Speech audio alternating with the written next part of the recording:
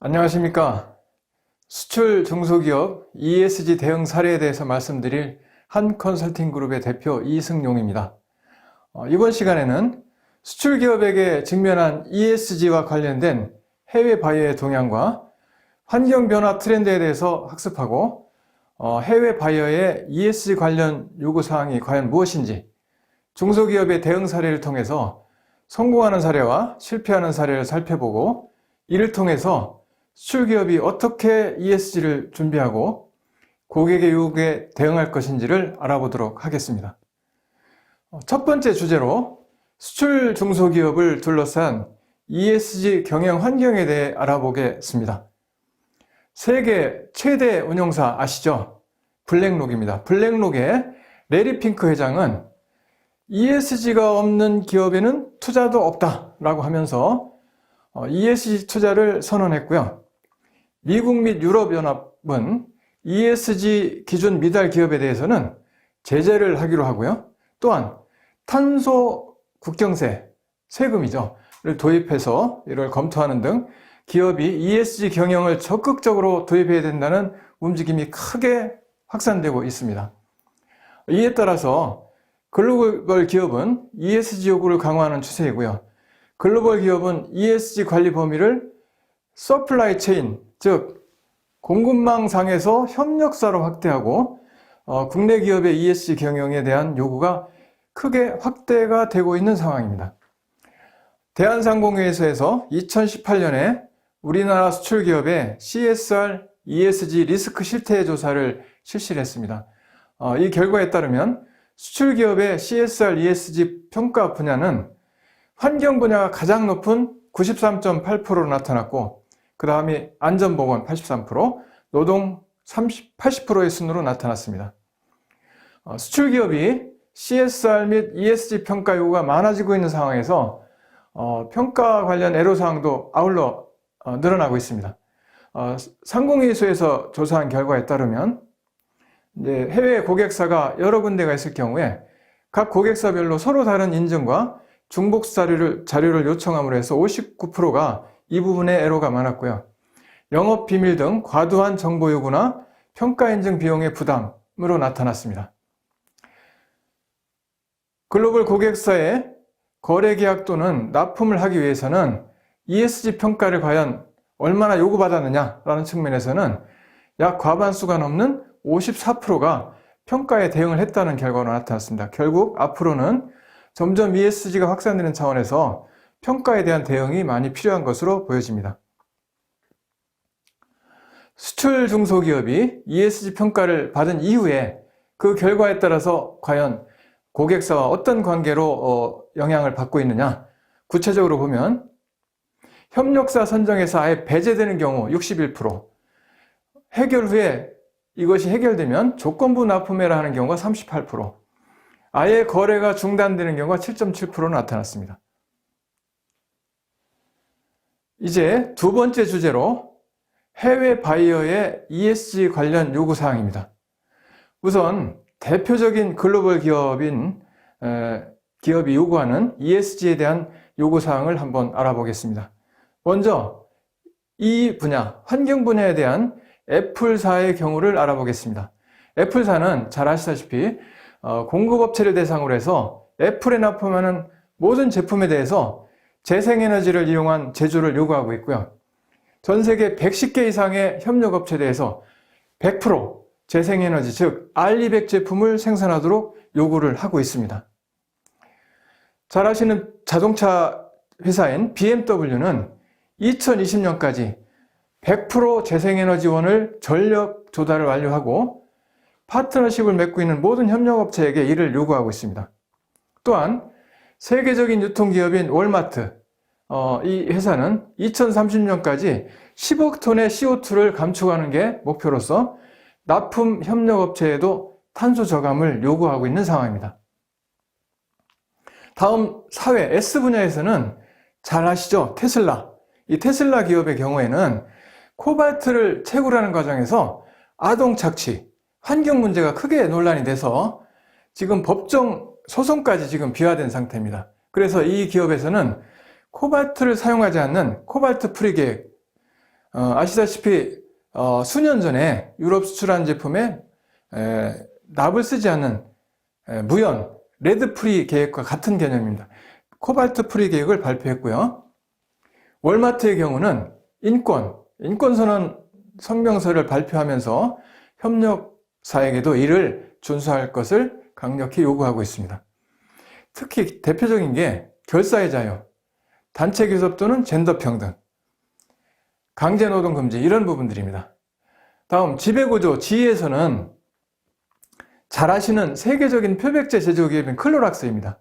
여기는 경영진에 대한 보상을 줄 때 매출 이런 것이 아니라 온실가스를 얼마나 감축했고 플라스틱 제품을 얼마나 포장재를 감소시켰고 이런 것들을 성과 연계해서 보상을 한다는 겁니다. 그래서 2025년까지는 모든 포장재의 100%를 재사용 포장재로 사용하는 걸 목표로 하고 있고요. 2030년까지는 포장재 자체, 그 양을, 총량을 50%를 감축하는 걸 목표로 하고 있습니다. 맥도날드의 경우에는 2025년 말까지 일정 직급 이상 여성이 차지하는 직원들의 비율을 현재 37%에서 약 50%인 45%까지 늘리는 작업을 하고 있고요. 다인종, 다문화 사회다 보니까 소수인종, 소수집단에 대한 비중을 전체 직원 수에서 35%까지 늘리는 작업을 계획을 수립하고 있습니다. 결국은 임원 보너스를 책정할 때 일반 경영 성과도 있지만 다양성에 대한 목표 달성을 얼마나 했느냐 이 부분을 보고 그 임원의 성과 평가를 하고 있다는 얘기입니다. 이제 수출기업이 어떻게 대응하였는지 성공 사례와 또는 실패 사례를 통해서 한번 알아보도록 하겠습니다. 첫 번째 사례는 종이컵을 제조 수출하는 현진지업 주식회사 사례를 소개하겠습니다. 현진지업 주식회사에 대한 소개는 기업 ESG 담당자인 권용진 과장이 직접 인터뷰를 통해서 소개를 해드리겠습니다.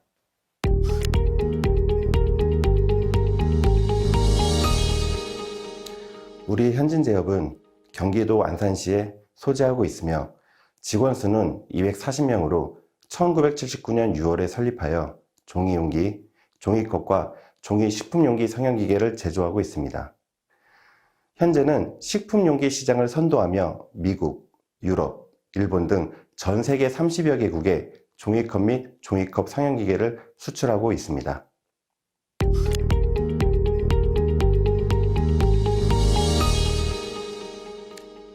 맥도날드, 스타벅스 등 국내와 해외 대기업과 거래가 이루어지는 과정에서 고객사에서는 제품에 관한 품질과 위생뿐만 아니라 CSR 리스크 관리를 요구하였기에 관련 대응이 필요하였으며 우리 회사뿐만 아니라 원부 자재를 납품하는 협력사까지도 CSR 관리 활동을 요구하는 상황이었습니다.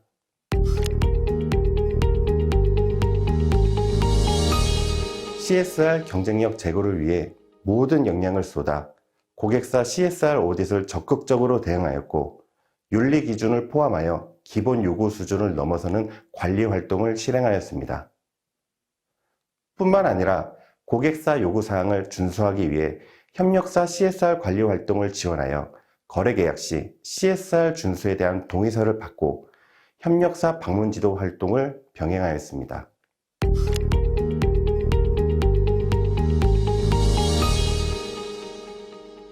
고객사로부터 우수한 평가를 받아 10년 이상 거래를 지속적으로 유지하고 있습니다. 아울러 거래관계 고객사의 ESG 요구에 대하여 적극적으로 대응함으로써 고객과 신뢰가 형성되었고 밸류체인 전반에 걸친 리스크 요인을 체계적으로 관리할 수 있었습니다. 두 번째 사례는 혈당 측정기를 제조 수출하는 주식회사 아이센스입니다. 이 기업은 2000년에 설립해서 직원 수가 750명인 코스닥 상장 기업입니다. 중견 기업이에요. 고객사인 글로벌 헬스케어 회사인 CVS사에서 요구받은 게 뭐냐면 ILO 국제노동기구죠. ISO 수준의 글로벌 수준에 맞는 국제 표준 수준을 준수를 요청을 받았고요. 또 다른 고객사인 A사, 글로벌 제약사인 A사에게는 고객의 윤리 경영 또는 정보보호 관리 활동을 요구를 받았어요. 이에 대해서 아이센스에서는 ISO 14001 환경형 시스템 인증을 받았고요. 글로벌 표준에 맞는 안전보건, 환경, 노동, 인권분에 대해서 시스템을 구축을 자체적으로 하였습니다. 또한 윤리경영, ESG 경영을 선포하고 윤리경영실을 직접 조직을 만들어 설치했고요. 임직원에 대한 윤리교육, 내부 고갈 제도를 철저하게 운영해서 이 기업이 고용성장지수 상위 100대 기업에 선정되기도 하였습니다. 우리가 이 기업을 통해서 얻을 수 있는 시사점은 기업이 적극적인 CSR, ESG 경영을 함으로 해서 기업의 신뢰도 향상과 브랜드 평판이 높아지고 이를 통해서 글로벌 바이어로부터 지속적인 계약 유지와 또는 관계 개선을 통해서 기업 성과, 경영 성과로 이어질 수 있다는 점입니다. 세 번째 사례는 대부분의 중소기업이 접하게 될 것으로 생각되는 사례인데요. 기능성 폴리머 전문 소재 기업이죠. 이 기업인 주식회사 만텍입니다. 주식회사 만텍은 2010년도에 설립해서 기능성 폴리머 컴파운드라는 소재를 제조 수출하고 있는 기업인데요. 매출액의 약 30 내지 40%를 수출하고 있습니다. 이 기업은 기술이 상당히 우수해서요. 세계 수준의 점착성 소재 분야 기술을 갖고 있습니다. 그동안 이 기술을 국내에서 개발이 안 됨으로 해서 해외에서 100% 수입에 의존하던 것을 이 기업이 이 기술을 통해서 100% 국산화로 대체해가지고 수입 대체 효과를 나타냈습니다. 큰 역할을 했죠. 그러다 보니까 역으로 해외에 있는 기업들이 오히려 이 기업에게 오다를 주고 있는 상황, 해외 수출이 늘어나고 있는 상황입니다. 만텍은 대기업인 미국의 A사와 6개월에 걸쳐서 이제 새로운 거래를 하기 위해서 계속 협상을 하고 있었어요. 그래서 품질, 가격 월등하죠. 그래서 상당히 이제 근접을 했는데 마지막에 본 발주를 앞두고 고객사가 요청한 게 뭐냐면 에코바디스에서 CSR 평가 결과를 제출하라 이런 요구를 받은 겁니다. 그게 2021년 3월 지금으로부터 얼마 안 되는 시점이었죠. 기업에서는 그동안에 CSR 관련 에코바디스 평가가 뭔지 어떻게 준비해야 될지 전혀 모르는 상황이었죠. 준비가 안 되어 있던 거죠. 고객이 요구한 약 42페이지에 달하는 요구 자료 또 설문지에 해당하는 각각의 내용들을 대응하는 것이 굉장히 기업으로서는 난관이었습니다. 큰 고민을 하고 있었죠. 이러던 차에 한국생산성본부에서 진행하는 수출기업을 위한 CSR 긴급대원 지원 사업이 있었어요. 이거를 기업이 마침 알게 돼서 신청을 한 다음에 약 2개월에 걸친 전문가의 지도를 받은 다음에 에코바디스 평가를 무사히 잘 완료했습니다. 그래서 2021년 6월에 에코바디스로부터 실버 등급, 최상위 등급은 아닙니다만 실버 등급 평가를 받아서 고객사에게 평가 결과를 제출했고 이를 통해서 아주 성공적인 계약을 했고요. 결국 현재 수출이 잘 진행되고 있는 상황입니다. 이 기업에서의 시사점은 정부 지원 사업을 적극적으로 활용해서 미처 준비가 안 됐지만 이 기업이 이런 걸 활용해서 미비했던 상황을 잘 해결하고 성공적인 고객의 요구에 대응을 할 수 있었고요. 이를 통해서 기업이 CSR, ESG 경영에 대한 준비를 어떻게 해야 되겠구나 하는 걸 인식하게 된 겁니다. 그래서 고객의 요구에 성공적인 대응을 하는 기업도 있지만 반면에 대응이 제대로 안 돼서 실패로 이어지는 경우도 있습니다. 다음은 해외 바이어 요구사항에 대한 대응 실패 사례를 말씀드리겠습니다. 소규모 가구업체예요. 이 기업은 미국의 이제 가구업체하고 이제 그동안 계속 거래를 해왔습니다. 지속적인 거래를 해오던 중에 바이어가 CSR 평가, 앞에 있는 사례 기업과 마찬가지로 CSR 평가 자료를 내라 이런 요청을 받은 겁니다. 평가 결과 이 기업은 우리 아시다시피 이제 가구 쪽에 이제 외국인들 많이 고용을 하죠. 그러다 보니까 외국인 근로자 숙소에 대한 안전 부분이 부적합을 받은 거예요. 그래서 그 결과 납품이 무산되는 결과로 나타났습니다. 안타깝죠. 이 기업의 경우에는 외국인 근로자 고용 시에 노동인권 분야에 대한 관리가 필요했는데 이 일을 대응할 담당 인력이나 이런 계속적인 교육 이런 것들이 미비했던 겁니다. 그래서 앞으로 계속적인 교육을 통해서 관리 체계를 구축해야 된다는 시사점을 보여주고 있습니다. 다음 기업은 의류수출업체 A입니다. 이 기업은 중국에 현지 생산 공장을 가동하고 있었는데요. 세계에 수출하는 중국에서 생산해서 수출하고 있었습니다. 미국, 유럽 이런 데로 수출하고 있는데 인증 중에 세계 책임 인증 생산이라는 WRAP 인증이 있습니다. 이 인증 갱신을 요구를 계속 받게 되는 겁니다. 이 인증은 6개월마다 인증을 갱신해야 되는데요. 매 6개월마다 할 때마다 2천만 원에 해당되는 갱신 비용이 들어가는 겁니다. 그러니까 업체로부터는 엄청난 부담이죠. 그래서 인증 갱신을 하지 않았습니다. 고객이 요구했음에도 불구하고 결국 바이어가 이 거래 중단 통보를 하게 된 거예요. 그래서 그동안 거래해오던 바이어와 거래 중단을 하게 되었고요. 안타까운 상황이었죠. 이 경우에는 기업에서 고객과 사전 협의를 해서 과연 WRAP만 가지고 할 거냐, 그게 아니라 대체 가능한 인증이나 평가가 무엇인지를 고객과 사전에 서로 협상을 해서 거래 중단까지는 되지 않도록 했으면 좋았는데 그런 아쉬움이 있고요. 아울러 기업이 미흡한 부분을 커버할 수 있도록 정부 지원 제도를 활용해서 바이어가 요구하는 사항에 대해서 대응할 수 있는 내부 역량을 좀 키우고 내부 교육이 좀 필요했다는 그런 생각이 듭니다. 또 다른 사례 기업으로서요, 인도네시아 현지 진출한 기업입니다. 이 기업은 인도네시아가 이슬람권이잖아요. 바이어가 근로자의 종교 문화적 특성을 고려해서 현지 공장 내에 종교시설, 즉 기도실을 만들라고 요청을 한 겁니다. 기도실. 이 기도실을 만들어주지 않으면 거래를 중단하겠다라는 요구를 한 겁니다. 그래서 약 수천만 원을 들여서 종교시설을 설치하고 그 이후에 이제 시설을 설치한 거를 알려주고 그 이후에 거래가 계속된 사례입니다. 자, 최근에 현지 공장으로 진출한 기업들이 많죠. 노동인권 현지화 전략 부분에서 종교적인 부분이 상당히 크게 부각되는 사례가 나타나는데요.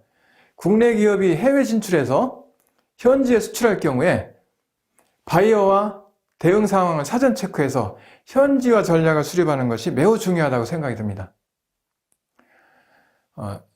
세 번째 주제로 수출 중소기업이 어떻게 ESG 경영 전략, 그러니까 회사 전체적인 전략 부분이죠. ESG 경영 전략을 수립해 가야 되는가입니다. 중소기업 입장에서는 나름대로 자원이나 인프라 이게 상당히 부족하죠. 어떤 부분을 어떻게 준비해야 될지 막막할 수가 있습니다. 마침 이번에 한국무역협회 아시죠? 네, 한국무역협회에서 수출기업을 위한 수출 역량 진단 플랫폼 이거를 10월 5일 날 서비스를 시작했습니다. 온라인 플랫폼인 트레이드 코리아에서 이용할 수 있는데요. 기업이 거기 사이트에 들어가서 회원 가입하시고 이 사이트를 활용해서 우리 기업 수준이 어떤지 실태 조사를 하고요. 그 결과에 따라서 우리가 어느 수준인지 뭐를 개선해야 될지를 보완해야 될지를 진단해 볼 수 있는 굉장히 유용한 사이트라고 생각이 됩니다.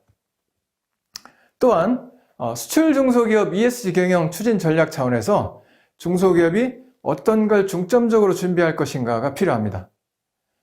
중소기업 입장에서 ESG 관련 규제나 법규, 즉 컴플라이언스라고 하죠. 우선적으로 준비해야 될 겁니다.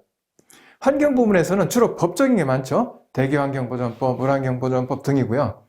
사회 분야에서는 잘 아시는 근로기준법, 이게 가장 중소기업의 기본입니다. 산업안전보호법 등이고요.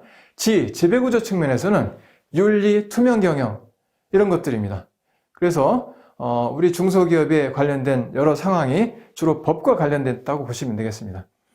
해외 고객이 ESG 관련 평가를 요구할 경우에 앞에 사례가 있었죠. 이럴 경우에는 갑자기 고객으로부터 평가를 요구받았을 때 과연 우리 기업이 어떻게 준비할 건가? 기업의 준비가 부족한 경우가 매우 많고요.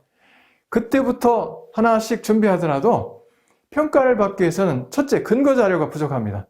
그동안 쌓아놓은 게 없기 때문에요. 이런 내용을 준비하는 게 쉽지가 않습니다. 그래서 ESG 평가 지표를 사전에 하나하나 체크를 해서 우리가 준비할 사항이 뭔지 이 항목을 준비해서 사전 점검하는 것이 매우 필요하겠습니다. 마지막으로 그러면 수출 중소기업이 ESG 관리를 위한 준비를 어떤 항목을 중점적으로 해야 될지를 생각해 보고자 합니다.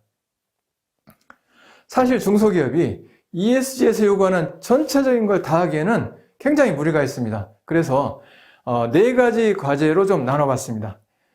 바로 대응해야 될 신속 대응 과제, 짧은 기간에 대응해야 될 그런 단기 대응 가능한 부분, 중장기 대응 과제, 우리 회사의 성장을 해서 비즈니스, 중장기적으로 비즈니스 과제, 이 4가지 영역으로 봤습니다. 시급성도 높고 관리 용이성도 굉장히 높은, 그러니까 우리로 봐서는 매우 중요한 부분이죠. 신속 대응 과제 영역을 보면 노동관계, 산업안전보건, 윤리경영, 또 환경경영체 이런 것들이죠. 대표적으로 환경경영체계 ISO 14001 경영 시스템 부분은 바로 신속히 대응해야 될 준비 중에 하나죠. 두 번째로 단기간 시급성은 낮아요. 그렇지만 관리는 좀 용이합니다. 이 부분 뭡니까? 기업이 이 부분은 성과를 나타낼 수 있는 부분이죠. 그래서 단기간에 대응할 수 있는 그런 부분이 단기 가능 부분이고요. 세 번째로 중장기 대응 과제인데요. 이거는 시급성은 높은데 기업이 당장 하기 어려운 부분들입니다. 그래서 이 부분은 중장기적으로 추진해야 될 부분이고요. 중소기업 입장에서는 ESG 대응을 위해서 선택과 집중, 이 부분을 굉장히 중요시해야 된다고 봅니다. 선택과 집중. 이를 위해서는 중소기업이 ESG 중에서 S와 G 부분에 대한 대응을 우선적으로 추진함으로써 기업의 성과를 나타낼 수 있겠다. 물론 환경 부분도 있습니다. 환경 부분은 추진하기에는 단기에 어려움이 있어요. 왜냐하면 비용의 투자가 많이 동반되기 때문에요. 단계별 추진 전략이 필요하다는 얘기입니다. 모쪼록 수출 중소기업이 체계적인 ESG 경영 실천을 통해서 보다 성공적이고 해외 비즈니스를 통한 기업 성장과 함께 지속가능 경영이 이루어지기를 기원하면서 이만 강의를 마치겠습니다. 감사합니다.